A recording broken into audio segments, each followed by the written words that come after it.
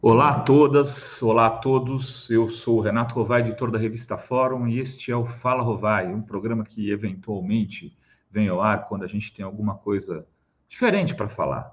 E o que eu tenho a dizer nesta sexta-feira, dia de sextou, é que nós estamos vivendo o pior momento da nossa tragédia com a Covid. E ontem, na quinta noite, eu entrevistava o governador Flávio Dino, governador do Maranhão, e no momento em que ele falou da dimensão da tragédia que faz um ano, né? Faz um ano que a gente começou com isso, a gente tem 250 mil mortos depois de um ano de pandemia. Eu fui fazer uma conta e eu queria trazer essa conta aqui para vocês porque ela me parece bastante relevante do tamanho, da proporção que que a gente atingiu nesse momento histórico. Vejam, se a gente somar as 250 mil mortes, calculando para cada corpo 1,70 m de altura em média, a gente vai chegar a 425 mil metros de corpos estendidos, enfileirados. 425 mil metros ou 425 quilômetros é a exata distância de São Paulo e Rio. Para não dizer que a exata distância é 10 quilômetros a menos, que a gente vai, daqui a 3, 4 dias, completar o trajeto. A distância de Rio e São Paulo é 435 quilômetros, a distância de corpos enfileirados no chão é 425 quilômetros. O que significa isso? Que se você pegar um carro e sair da Praça da Sé com destino ao centro do Rio e ficar olhando pela janela, olhando a natureza, olhando a Dutra, olhando forever, o que você ficar olhando, você vai ver um corpo atrás do outro, enfileirado, morto. Essa é a dimensão da nossa tragédia. Quando começou a pandemia, eu fiz essa conta pela primeira vez e dava uma distância entre Santos e São Paulo, quando começou, já no meio da pandemia, quando se dizia estar no auge. Na verdade, o auge não tinha chegado, o auge é agora. Se naquele momento a gente tivesse feito como a Nova Zelândia, onde está o caríssimo José de Abreu morando atualmente, aliás, ele está voltando, seja bem-vindo à sua terra, Zé de Abreu. A gente, que a Nova Zelândia fez? Ela fez um lockdown, ela parou o país e rapidamente o vírus não se disseminou mais.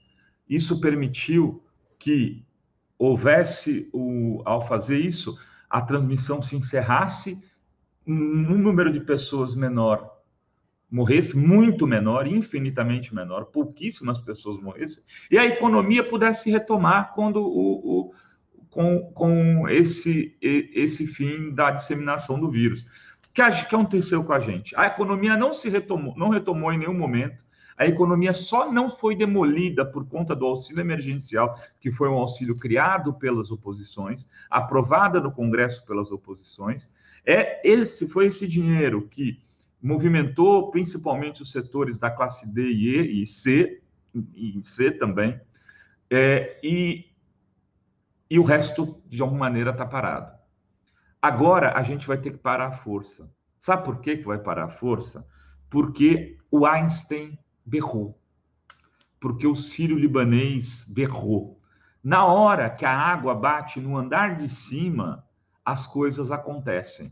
O que o Dória fez é dizer para a sociedade, olha, o gato subiu no telhado. É evidentemente que os seus especialistas, as pessoas que trabalham com a pandemia no seu governo, sabem que fechar das 22 da noite às 5 da manhã é igual a quase zero. É só impedir que uma outra balada se realize, porque nesse horário 95% da população está dormindo. E aqueles que estão trabalhando continuarão trabalhando porque trabalham em serviços essenciais, com exceções de algumas baladas. Para dizer, nem bar, é balada mesmo. Eles sabem que não vai dar certo e estão dizendo para a gente que até o meio de março vai ter que ter um lockdown ou algo muito parecido com lockdown.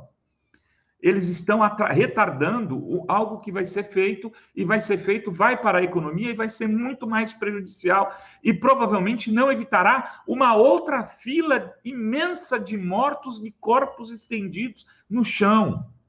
É disso que se trata. Talvez rapidamente a gente tenha a volta do Rio de Janeiro de corpos estendidos no chão até São Paulo, ou uma distância de São Paulo até Salvador da Bahia, ou até o Espírito Santo que seja. A gente vai aumentar essa fila, essa tragédia, e vai ter que ter parado a economia como um todo. Isso se chama ignorância política, estupidez, ganância, equívoco. Isto é crime de genocídio.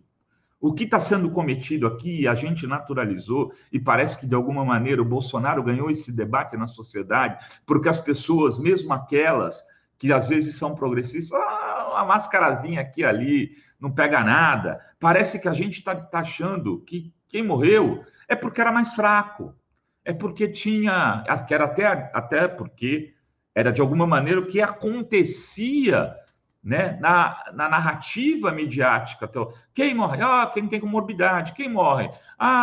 Quem é mais velho. Bom, então esses são os fatos. Agora está morrendo todo mundo.